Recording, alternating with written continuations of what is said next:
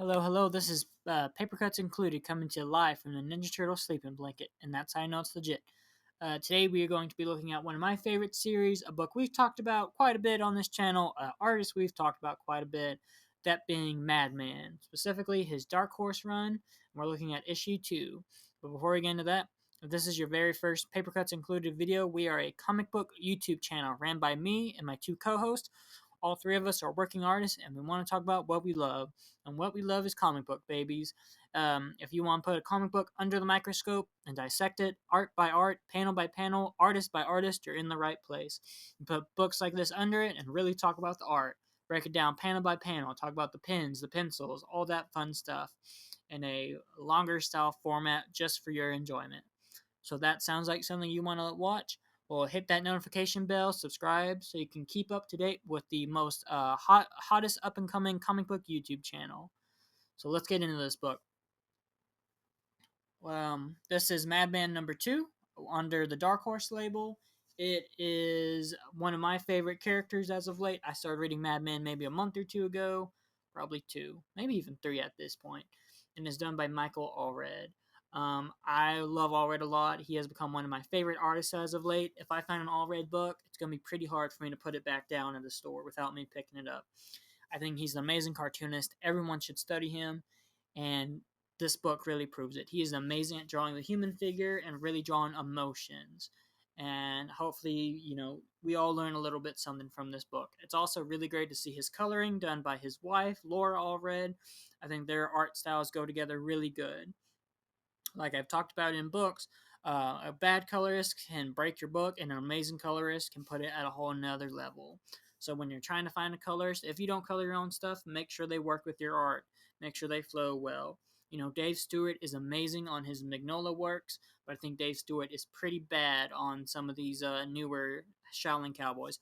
Although now I think it's the paper, because if you look at the original Shaolin Cowboy, the first volume by Burly Man Entertainment, it looks really good, and Dave Stewart colors that. So I think it's the paper itself that throws it off. The paper on Burly Man's a lot harder, whereas the Dark Horse, the newest ones, is a lot more glossy. So also think about that. What are you printing on? And that's something that you probably won't really realize till after a few mistakes. So I guess let's finally get in the book. There's my little rant. Before we do though, one more thing. We always do is the cover successful? And what I mean by that is you have to sell your books as a comic book artist. You gotta put a cheeseburger in your belly, gotta keep the lights on your studio, and some pens and pencils in your hands.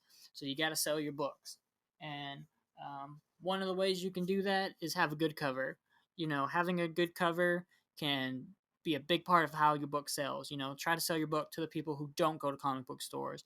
This is their first time, a newbie, someone who doesn't know who your book is. I know people who only collect comic books for the cover. They have never read a single page.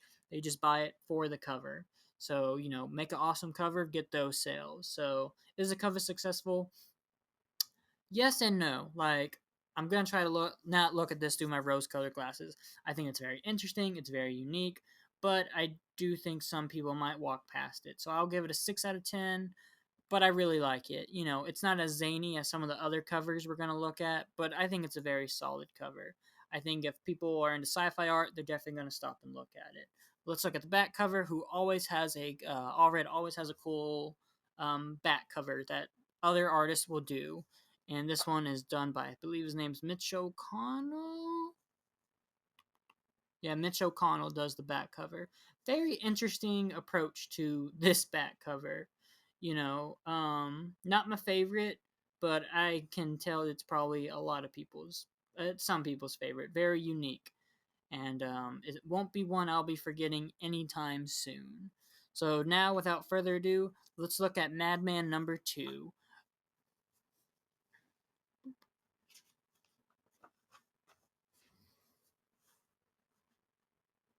And out of the gate, we just have some really good coloring right here. Like I said, Laura does some really good jobs at coloring her husband's work.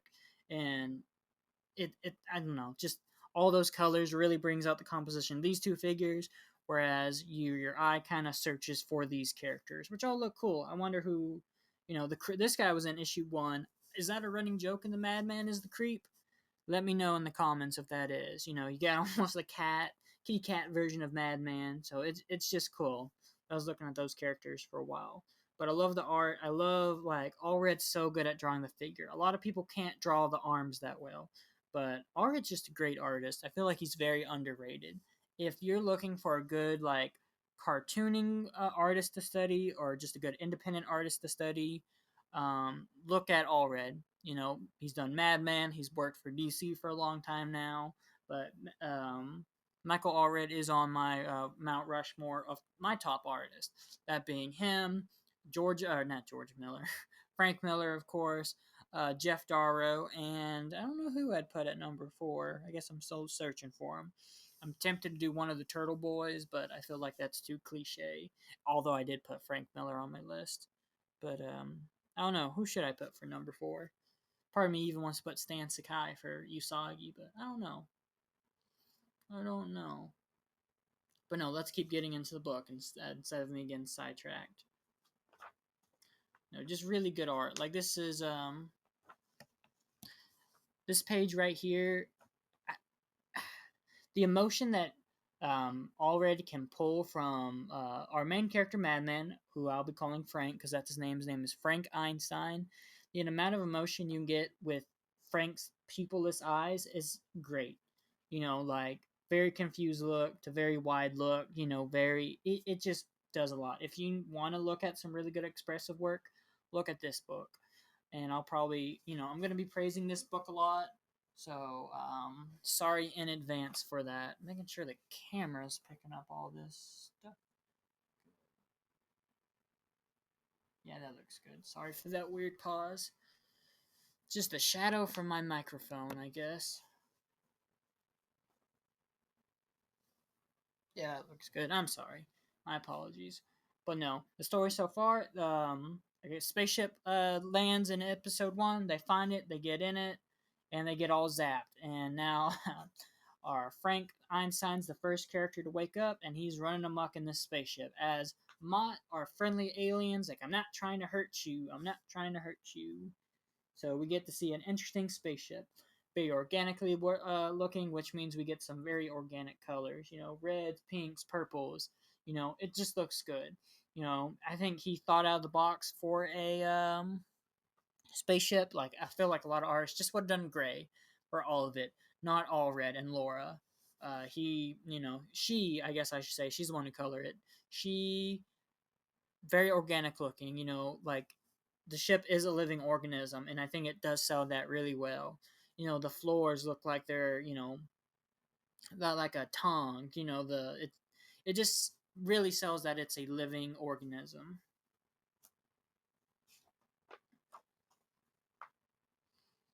Just great compositions too. Like Allred is not afraid to show his characters in all sorts of different poses, and that comes with skill. If you can draw your character in 20 different poses like that, kudos to you. I can't. I'll be straight up with you. But nope, Allred can do it. And another thing you could study this book for is compositional work, pose work. That's probably my favorite part is how good he can draw his skin tight character, so there's no folds really, how good he does it. I wonder if he studied like some dance or something like that to get all those crazy poses down. Because that could be a dance move, that could be a dance move, that could be a dance move. That's a handstand right there.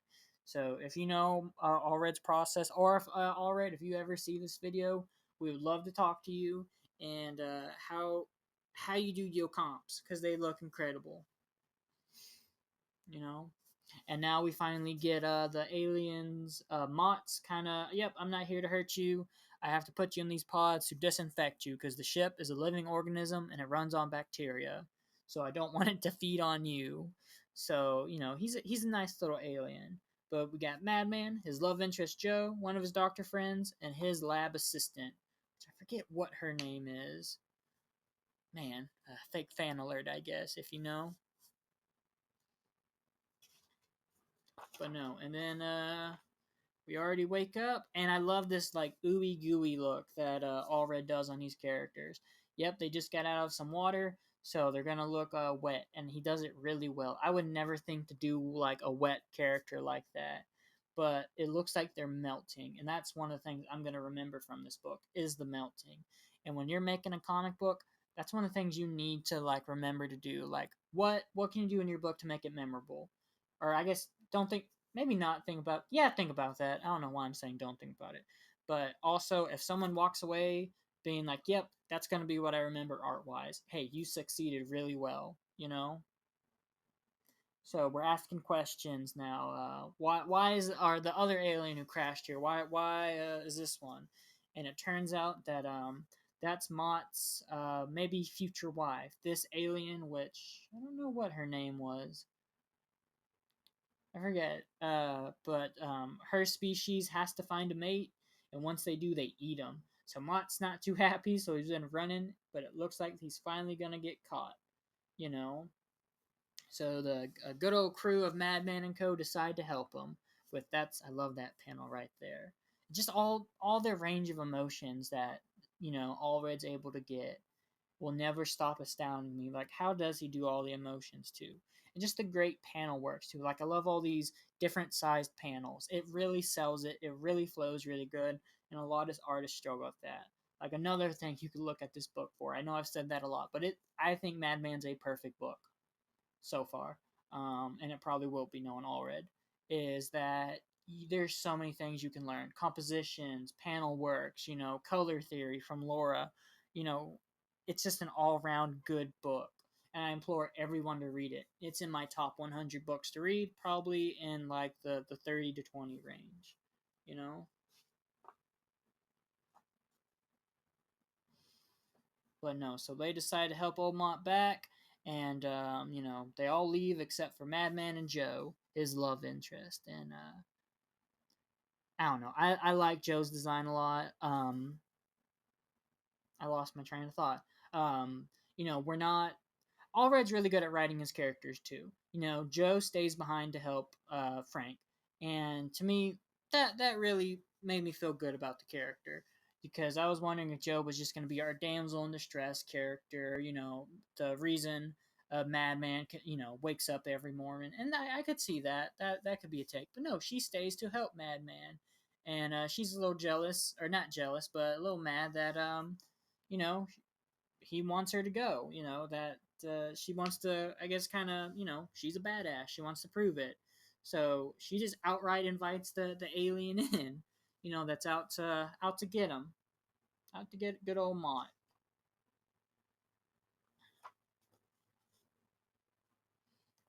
And just great, just Wade, like this is a talking head segment, but it's done so good here.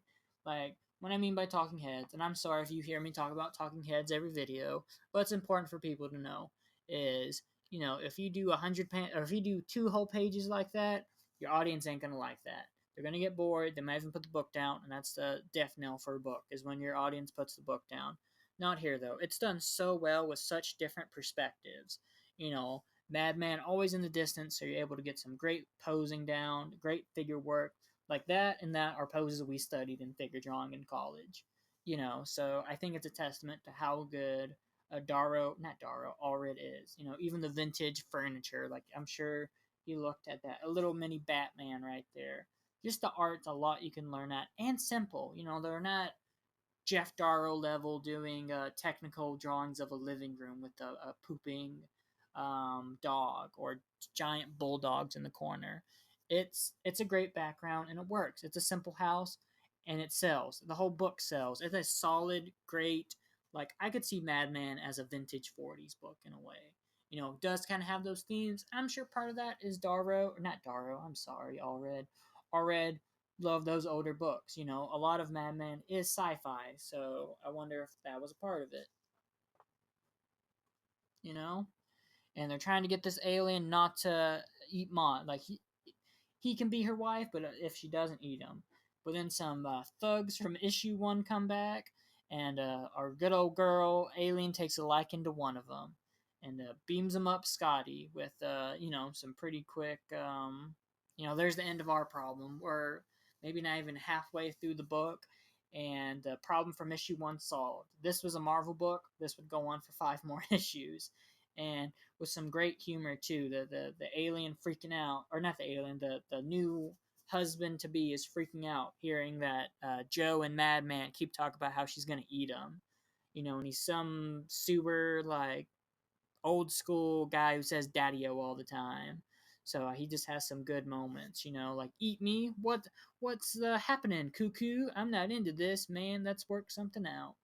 You know, I, I, just some good old slang, or "aha, we got you now, daddy-o. Found Joe Diggs."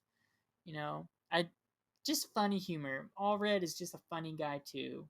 You know, when they're leaving, Joe's upset that they didn't get them at least a relish dish as a wedding gift. And I just think that's funny. The humor is also another thing I'm always gonna remember from Mad Men, and something I wish I could come up with more on the spot.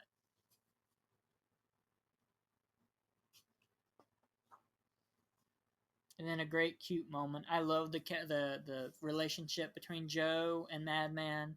You know, she's kissing him and knocking him off his feet, and I just like that a lot. And that overly sexualized them by oh, they're gonna party like it's 1969, or maybe they do. Maybe I'm just too innocent to think of that. And then they're off to join the main cast, who left and took a speedy tunnel to get back there. And I love this car situation. It just looks cool. And they're heading out of the big city of Snap City to Buzztown, the happy place. Here we meet, is it Bonnie? Yeah, her name's Bonnie. Bonnie, Bonnie's stacked, if you know what I mean. I'm curious why her boobs are always so big. They're just I'm not gonna get sidetracked, but no. Um, their full-on secret lab, of course, has a bookshelf they have to go where trouble's already going. All these robots going haywire, and a classic sci-fi element. So out of the frying pan and into the fire. For Madman and Co. We have to help them stop all these robots because they're two helper bots. Um, these fun little guys, is it Warren and Mary and Warren went were left unsupervised, so they started making a bunch of robots. And I think Allred did this just to draw some really cool robot designs, maybe robot sketches he did when he was a kid, robots he saw on TV. It's just cool to look at with some really dynamic, fun, quick, fluid action. You're never left like, ooh, this is a boring action scene. It's going quick, it's going fast, and it's just really good. The backgrounds being, flat colors, I think really adds to it. If you did do super detailed backgrounds, I think a lot of his line work would get lost, and his artwork's really sharp looking. And I think if they did do those technical backgrounds, like really Jeff Darrow stylized, his really sharp line work would get lost. And all the robots are interesting. Some of them got dials for eyes, it's Frankenstein bolts, a giant eye. They're you can't say Allred's not an interesting artist because he has some great character designs. And then in 2 pages, the robots are taken care of. And so again, just quick book. This isn't a Marvel book where we're going to spend 2 issues at a time with one problem. And I just like that a lot. I like Allred's ability to get books going real quick. You know, when you read it, it does feel long though, which some people might not like, but I like. For only 24 pages or 20, maybe close to 30, it really works. And the robots, the drones, Mary and Warren, they wanted to do this because it's Frank Einstein's birthday, but he doesn't really have a birthday, but they wanted to do one for him. And I love these little drones designs. I think they're just awesome. They always remind me of like Mickey Mouse characters with those big old gloves. And I think that's the point, just to be your slapstick characters in this story, you know? So these robots made him a cake, a great cake. Love that. That's probably my favorite panel in the book, is that reflective of the doctor. It just works really well. And it's always hard to draw a reflective surface without it making it look like a window, I guess. Just good. Also funny that the alien's eating cake. So maybe the first time he's ate cake, he's not eating it with a fork, he's eating it with his hand. You know? Just really solid artwork. I feel like that's our Astro Boy reference. Well, it's Astro Man. So, Allred giving props to some Japanese giant robot shows, not just the 50s American style. And this robot has is a perfect match of Madman. He has all his memories, has his personality. He even has the sweets for good old Joe, and they don't like each other for that in a very funny cliche, but it looks good right there. And just great panel work, filling all this in one page and it not feeling like it's congested, like it's too busy. Like that's hard to do, and I feel like Allred does it really good right there.